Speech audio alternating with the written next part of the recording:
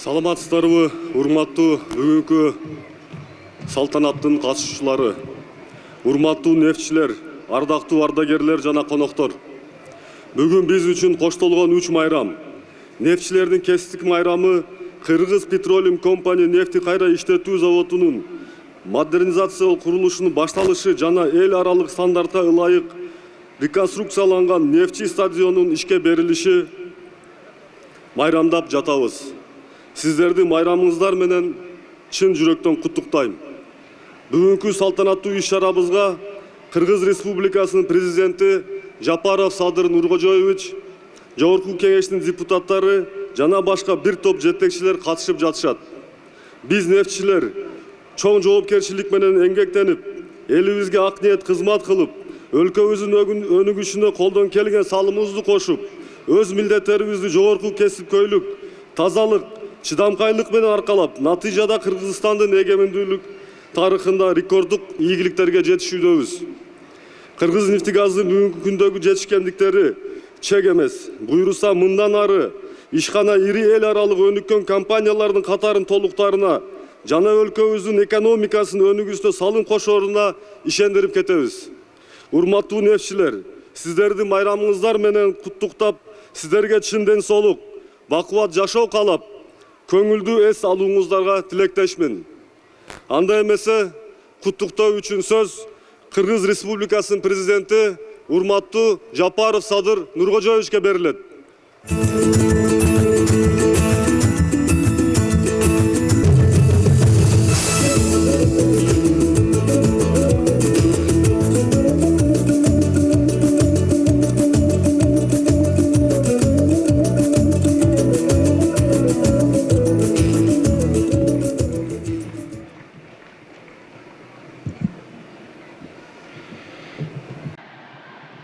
Урматтуу Жалал Абад облусунун тургундары, Кыргыз нефтегаз компаниясынын эмгек жамааты жана ардактуу ардагерлери, урматтуу мекендештер, бүгүн биз жамы журтубузду энергия, жылуулук жана күйүүчү май менен камсыздоого бар күч аракетин жумшап, ак кызматын кылып келаткан мунай газ тармагынын кызматкерлери менен бирге Жалал Абадтагы мунай иштетүүчү заводду модернизациялоого кадам таштап, мезгил кутусун салдык. Бул биздин мамлекетибиздин экономикасы үчүн маанилүү окуя. Мына ушундай жакшы саамалык менен кошо реконструкциядан өткөрүлгөн нефтичи стадионунун ачылышына арналган салтанаттуу иш-чарада дагы чогулуп олтурабыз. Анда эмесе оңдолуп түздөлүп, заманбап калыбына келген нефтичи стадиону Жалал Абад облусунун жалпы журтуна кут болсун демекчимин.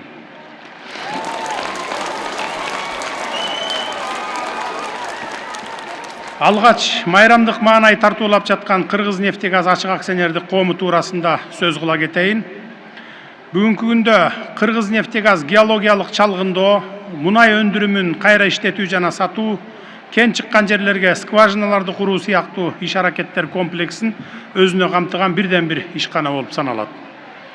Ушу тапта аталган компания Кочкор Ата шаар калкын ичүүчү суу жана газ менен камсыз кылып, шаардын негизги спорттук стадионун оңдоп, сейил бактарды, башка маданий жана коомдук жайларды көрктөндүрүү иштерине чоң көмөк көрсөтүп келатканын баса белгилеп айта кетейин. Компания жаңы скважиналарды бургулоо жана ишке киргизүү жаатында бир топ ийгиликтерди жаратып келатат. Чет өлкөлүк инвестициялык компаниялар менен тыгыз иш жүргүзүшүүдө. Натыйжада мунай жана газды казып алуу көлөмү көбөйүп, Кыргыз нефтегаз ишканасында экономикалык жана каржылык көрсөткүчтөрдүн олуттуу өсүш тенденциясы байкалууда. Бул жерде мунай жана газ өндүрүү көлөмүнүн өсүшүнө материалдык техникалык базанын жыл сайын жаңыланышы дагы оң таасирин тийгизип жатканын кошумчалай кетейин. Маселен, акыркы 3 жылдын ичинде жалпы суммасы 575,9 миллион сомго 90 даана атайын жана автоунаа техникалары сатылып алынды. Ошентип, Кыргыз нефтегаз ачык акционердик коому акыркы жылдары чоң ийгиликтерди жаратууда. Компания өлкөнү энергия ресурстары менен туруктуу камсыз кылуу менен гана чектелбестен, өндүрүштү модернизациялоого активдүү инвестиция жумшоодо.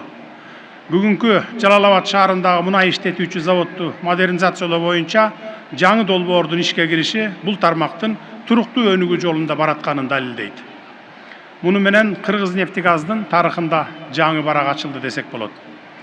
Жалал-Абадтагы мунайды иштетүүчү заводду модернизациялоо бул жөн гана техникалык жактан жаңылануу эмес, бул өлкөбүздүн экономикалык коопсуздугун чыңдоого багытталган стратегиялык кадам. Аталган долбоор бизге экологиялык жактан таза күйүүчү майлардын түрлөрүн өндүрүүгө, дүйнөлүк рынокто продукциябыздын атаандаштыкка жөндөмдүүлүгүн арттырууга жана жаңы жумуш орундарын түзүүгө мүмкүндүк берет. Кадырман калайык калк, Кыргызнефтегаз акционердик коому спортчуларды, айрыкча футболчуларды ар тараптан колдоого алып, профессионалдуу футбол командасын түзүп, жаш футболчуларды даярдаган академияга чейин уюштурууга жетишти. Нефтичи футбол командасы өлкө чемпионатына тынымсыз катышып келишкенин жалпы кыргызстандыктар жакшы билесиздер. Жалал-Абад облусуна болгон иш сапарымдын биринде Кыргызнефтегаз акционердик коомунун балансындагы Нефтичи стадионун эл аралык стандарттарга шайкеш келтиргиле деген тапшырманы коюп кеттим элем. Себеби 1962 жылы курулуп иштетүүгө берилген бул стадион эл аралык талаптарга жооп бербей калган экен. Бүгүн мына оңдоп түзөө иштеринин жыйынтыгы менен салтанаттуу иш-чара өткөрүлүп жаткан жаркыраган стадионго күбө болуп жатабыз. Буюрса, эл аралык стандарттагы футбол талаасында машыгуу сунулаткан Нефтичи дагы жаңы бийиктиктерге жетерине ишенемин. Кымбаттуу спортчулар, жаңыртылган футбол талааңар кут болсун. Урматтуу өндүрүшчүлөр, мына ушундай жалпы журтубуз сүйүнө турган жетишкендиктердин баарына сиздердин талбаган эмгегиңиздердин, ак кызматыңыздардын аркасында жетип олтурабыз. Мен мунай өндүрүү тармагынын ардагерлерине ыраазычылык билдирип кетким келет. Тажрыйба деген тажрыйба, сиздер терең билимиңиздер менен мол тажрыйбаңыздардын аркасында өлкөбүздүн мунай газ өнөр жайын өнүктүрүүгө чоң салым кошуп келе жатасыздар. Бул тармактын калыптанышына чыйыр салуу менен жаш адистердин ишти андан ары алып кетүүсүн шарттай аласыздар деп ишенемин. Мен Кыргызстандын мунай газ тармагынын келечеги кең экенине бекем ишенемин. Мына бүгүнкүдөй өндүрүштү модернизациялоо, жаңы технологияларды киргизүү, жаңы кен байлыктарды изилдөө элибиздин жашоо турмуш деңгээлин жогорулатууга мыкты мүмкүндүк болорун баса белгилеп айта кетейин. Бүгүнкү заман бизден тынбай изденүүнү, билимди күнүгө байытууну, алдыны көрө билүүнү талап кылууда.